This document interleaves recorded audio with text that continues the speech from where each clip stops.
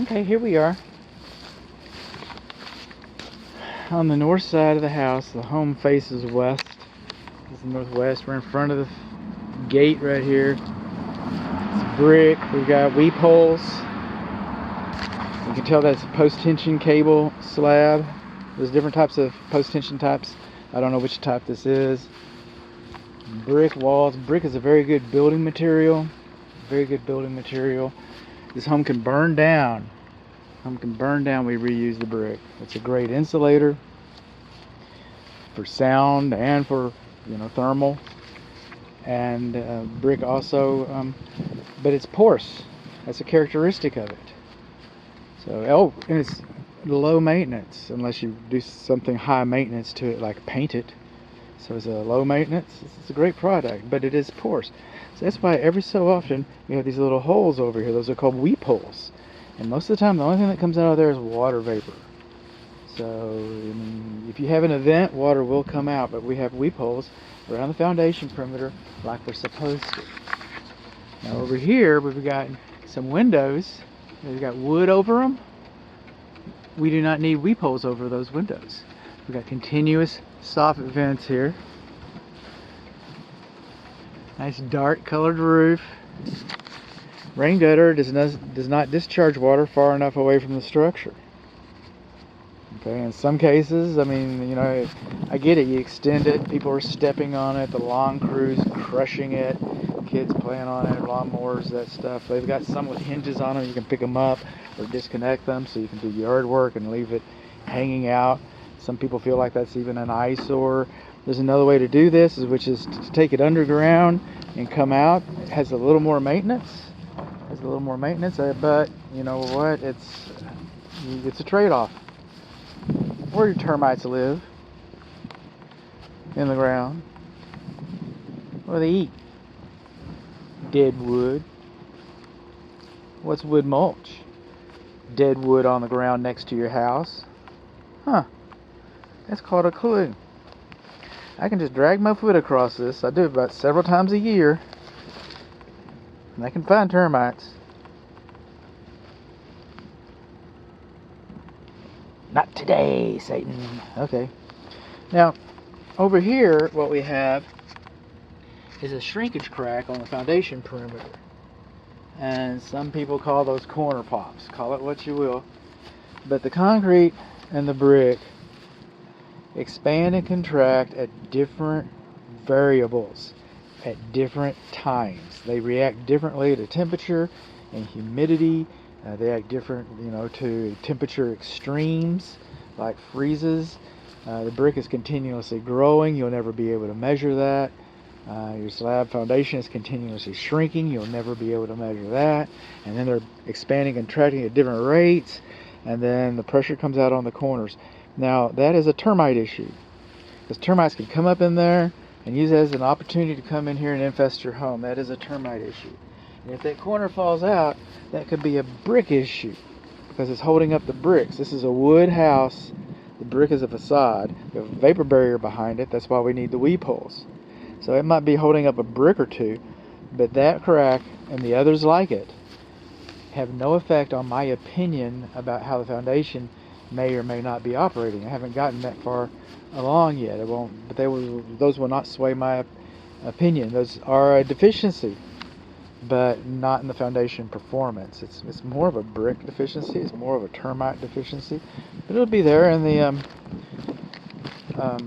foundation part. We talked about our drains. If we're wondering where our swim pool drain is, these are our windows. We got vinyl pane, double pane windows. I want to call this window to an effect because these windows right here, this window is a semicircular arch. So the pressure of that arch is what's supporting the brickwork. And so it has not disrupted the drainage plane any more than the window frame itself. The window frame has a channel in it. That's why we don't have lintels going down the sides of the brick. So when you have an arched window like this, then it doesn't require a lintel, and then we do not require weep holes in this instance. This bushes are too close to the house right in here. Moving on along. Over here, we've got some parge coat. Looks like they've patched one of these shrinkage cracks right there. A little bit of parge coat over here. A little bit of parge coat over there. It's like a cake frosting. And since we don't have parge coating in other places, it's probably covering cracks. Just because you have a parge coat, just because the parge coat is cracked, doesn't mean the foundation is cracked. Just because the parge coat is like a cake frosting. Just because the parge coating is not cracked doesn't mean the foundation is not cracked. Because it's so specific in its application, it looks like they were doctoring on something. That's just it.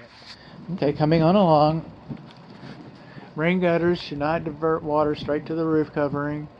Okay, we should have kick-out flashings anytime the vertical walls intersect with the drip edge line, which we don't have. The rain gutter is supposed to be an inch away from the wall, which we don't have. Coming on along, now we come over here, and these people have been very fastidious. It's a very clean home. It's a pleasure. They put these caps, and they're metal caps. They put these caps on here. I can't see. I can probably look at the neighbors and pretty much tell how their garages are finished. Not being an idea. Oh, there's been all the way to the ground. I'd call that out. But I can't see this. Maybe I'll go across the street and see how a different builder might have done it. We're not through looking. Drains on the roof, no kick-out flashing, butt ends too close. Moving on along. Satellite dish should not be on the roof covering.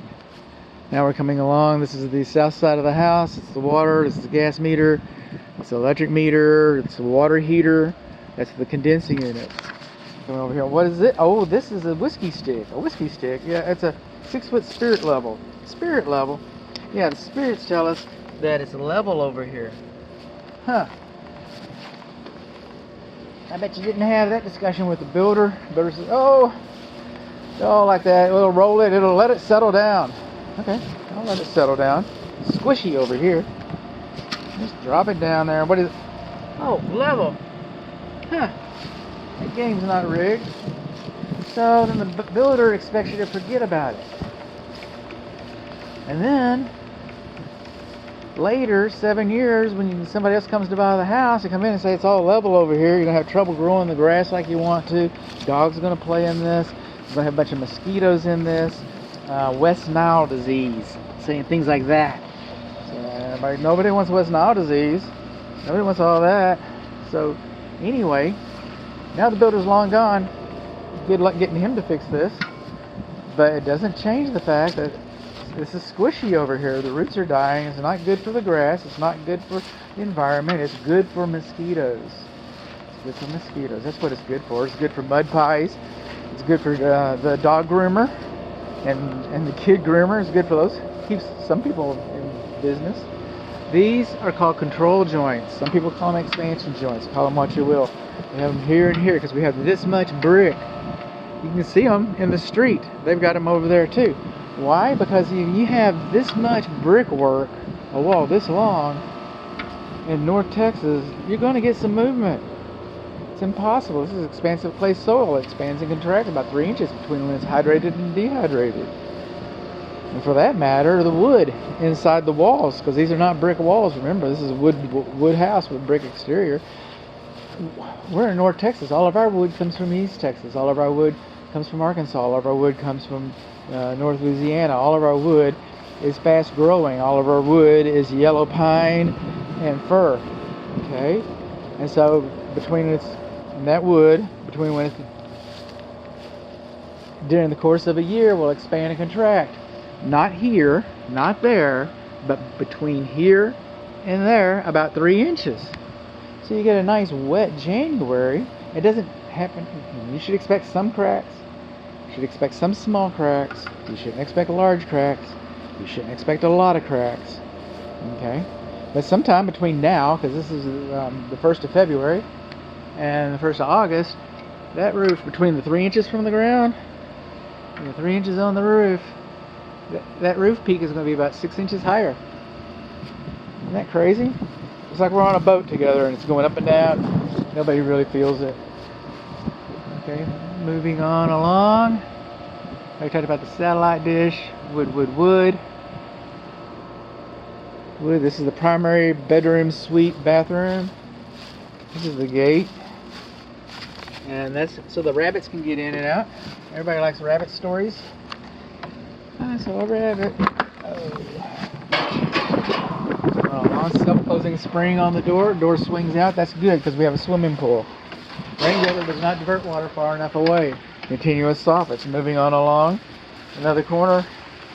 Another corner. Another shrinkage crack. More mulch. Bushes touching the house. Bush shouldn't touch the house like that. Carpenter ants can use that as a bridge to come on into the house. And besides the carpenter ants, termites are blind. Okay, so they like to go places that people can't see. Evolution helped them do that. So what happens is that they this is a nice dark quiet spot, and they'll see this with the wood mulch, with the bushes and the shade. They'll see this as an opportunity to enter your structure. Wood again, wood again, wood again. So we're doing pretty good, pretty good, pretty good. Let me come over here, and then on these windows, you know what I'm not seeing? I'm not seeing any weep hole. Oh, there's a weep hole right there. Okay, so far, and weep holes there. So I've only seen 2 doors that don't have weep holes. By the way, it's easy to install a weep hole. All they do is drill a hole in it. Is that important? All it is a hole. Well, it's important enough to drill a hole. It's important enough to drill a hole. Coming on around, we have a whole swimming pool video. Vinyl. Our screens are pretty worn here. Trees should not be placed closer to a slab foundation than 25 feet to give the roots plenty of opportunity to grow without affecting the foundation, either by pushing it up or sucking the water out of it. And then their branches will come on across. And I get it. These are privacy trees. You got a swimming pool right here. They got 2nd story windows right there. Everybody likes some privacy. Everybody wants some trees. I get that. I get all that. So that's what we got. We got trees right there. Moving on along. Okay. Paving stones are beyond the scope of this inspection. On that item, I got them all over my house and they're handy. But they're not dimensionally uniform. So if you've got somebody like an old home inspector who's not so quite stable on his feet, well then, it's a potential fall hazard. I'm over here on the 19th hole. There's 4 of them. But anyway, I'm over here on the 19th hole. Putting greens are beyond the scope of this inspection. Cabanas are beyond the scope of this inspection. It's kind of coming up here, getting a better look, And this over here is about where we started. You know what I have? There's another control joint. You know what I haven't seen? I haven't seen much in the way of movement. That's a good thing.